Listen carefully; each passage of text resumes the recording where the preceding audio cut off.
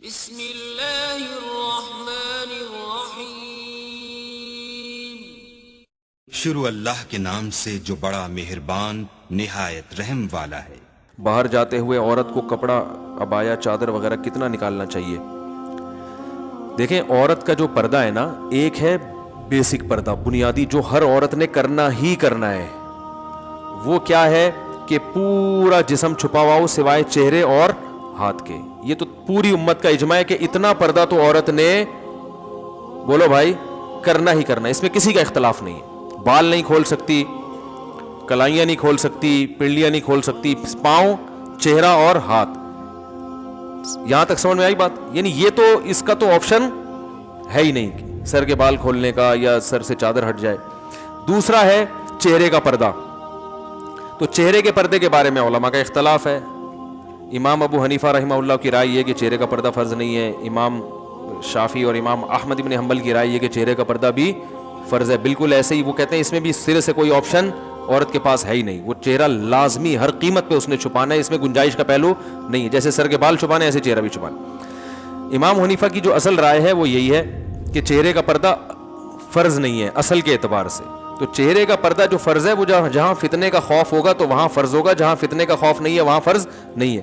فتنے کا خوف ہو پھر بھی فرض نہیں ہے، ایسی کسی فقیہ کی رائے نہیں ہے، کیونکہ قرآن مجید کی جو آیت ہے نا، یدنین علیہن من جلابیبہن، جب گھر سے باہر نکلو تو اپنے اوپر چادریں ڈال لیا کرو، تو ظاہر اس میں چہرہ بھی آئے گا، تو وہ فتنے کے خوف ہی کے موقع پر اللہ نے فرمایا۔ تو جہاں بھی فتنے کی نوعیت چاہے کسی بھی نوعیت کی ہو، تو اس پر علماء کہتے ہیں کہ جوان عورت کے چہرے میں فتنے کا خوف بہرحال موجود ہے۔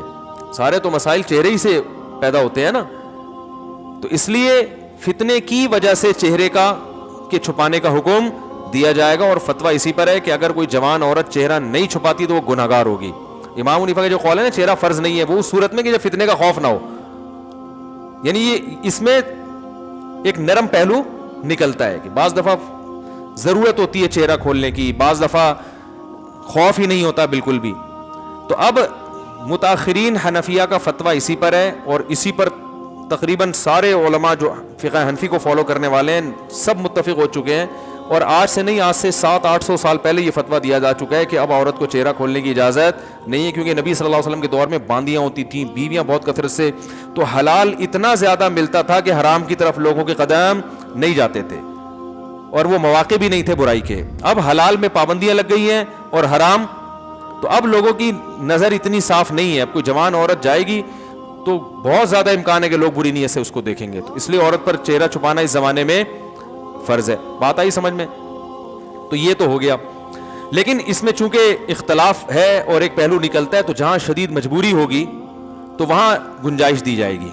مجبوری کا مطلب کوئی ایکٹر ہے، اداکارہ ہے، فلم ایکٹریس ہے، وہ توبہ کر رہی ہے، تو اب اس بیچاری نے جہاں ایسی بے حیائی میں زندگی گزاری، اب اس کو تھوڑا نرمی کی طرف کہ بھائی چلو تم وہ پردہ کر لو جو سب کا جس پر اتفاق ہے، something is better than nothing۔ اب آپ اس کو مکمل کہیں گے جی وہ سر کے بال سے لے کے پاؤں کے ناخن تک، تو اس کے لیے مشکل ہوگا۔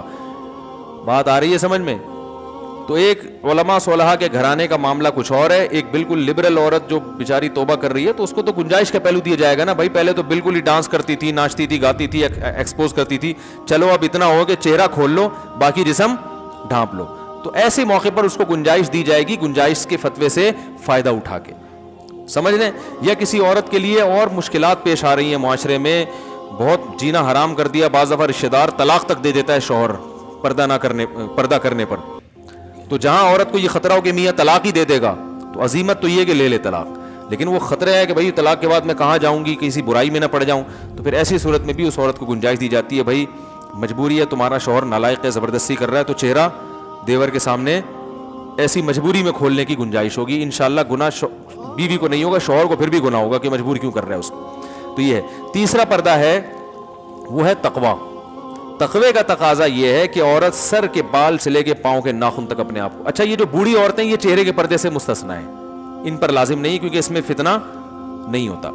تو تقوی کا تقاضا یہ ہے کہ سر کے بال سے لے کے پاؤں کے ناخن تک اپنے آپ کو ڈھانپ لے، جیسے عرب عورتیں کرتی ہیں، دیکھا ہوگا دیندار عرب عورتیں ہاتھوں میں دستانے ہوتے ہیں۔ بعض حضرات یہ بھی کہتے ہیں اتنا پردہ اسلام میں نہیں ہے، پورا جن بنا دیا اس کو، ایسا یہ غلط ہے۔ اسلام نے پردے کو اپریشیٹ کیا. جتنا زیادہ اپنی مرضی سے عورت پردہ کرے گی اتنا زیادہ پسندیدہ ہے. صحابیات میں مخدرات بھی ہوا کرتی تھیں.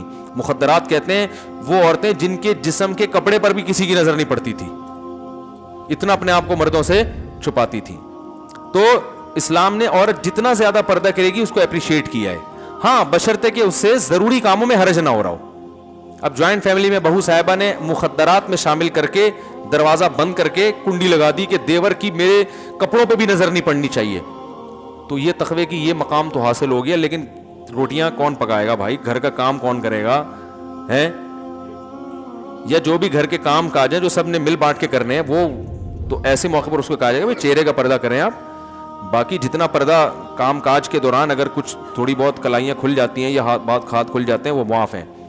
امام یوسف رحمہ اللہ سے صراحتاً منقول ہے کہ جوائنٹ فیملی میں اگر گھر چھوٹا ہو, عورت برتن دھوتے ہوئے اس کی کلائی کھل جائے اور دیور کی نظر کلائی پہ پڑ جائے تو انشاءاللہ گناہ نہیں ہوگا, کیونکہ اس سے بچنا بہت مشکل ہے نا. اب آستین پوری یوں کر کے وہ برتن دھوئے گی تو آستینیں گیلی ہوتی ہیں, تو تھوڑا بہت اس کو آستینیں چڑھانی پڑتی ہیں, احتیاط کے باوجود بعض دفعہ نظر پڑ جاتی ہے.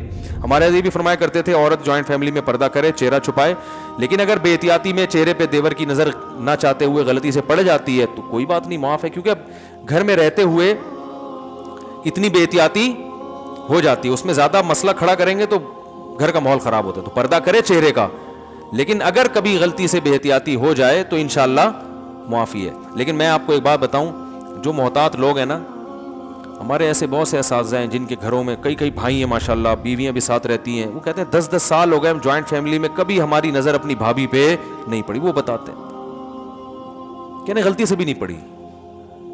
تو تمیز اگر ایک دفعہ مارکیٹ میں آ جائے نا تو وہ ایسا غلطی سے بھی ہوتا نہیں, لیکن بہرحال ہو جائے تو معاف ہے. یار ہم تو 10 سال سے رہ رہے ہیں, کبھی نظر بھی نہیں پڑی, اکٹھے رہ رہے ہیں نہیں پڑی. تو وجہ اس کی ہے کہ ان کو پتا ہوتا ہے بھائی بیگم آ رہی ہے یا بھابھی ہے, بھابھی آ رہی ہے تو نظر وہ خود ہی نیچے کر لیتے ہیں. بھائی ٹھیک ہے انہوں نے کھانا رکھا چلی گئی, نظر پہلے سے نیچے. جو جس کی نگاہیں خراب ہوتی ہیں نا وہ پہلے دروازے پہ یوں کر کے دیکھ رہا ہوتا ہے, آنے تو دو, پہلے دیکھوں گا میری بیگم ہے یا بھابھی آ رہی ہے, آنے دو. آئے گا اچھی طرح مطالعہ کرے گا, پھر کہے گا بھائی اسلام میں اچھا نہیں ہے. اور جو تقوی والا آدمی ہوتا ہے وہ نظر ریچ ہی کرتا ہے, وہ کہتا ہے اگر بیگم ہوگی تو خود ہی منہ سے بول دے گی نا کہ میں بیگم ہوں, تو نیچے رکھو وہ نظر. جب وہ کھانا لے کر آ رہی ہے کچن کے کھٹ پٹ سے اندازہ ہو گیا بھابھی کھانا لگا رہی ہے میرے لیے, تو بھائی پہلے سے نظر نیچے رکھ لو, وہ آئیں گی رکھ کے چلی جائیں گی, ٹھیک ہے نا. اور اگر بیگم ہے تو بیگم منہ سے خود ہی بول دے گی. بھائی بیگم تو ایسا بولتی ہے, آپ کو پتا ہے اس کو چپ کرانا مشکل ہوتا ہے. بولے گی بڑے شریف بن رہے ہو ہیں, وہ بولے گی نہیں, وہ ایسا بولے گی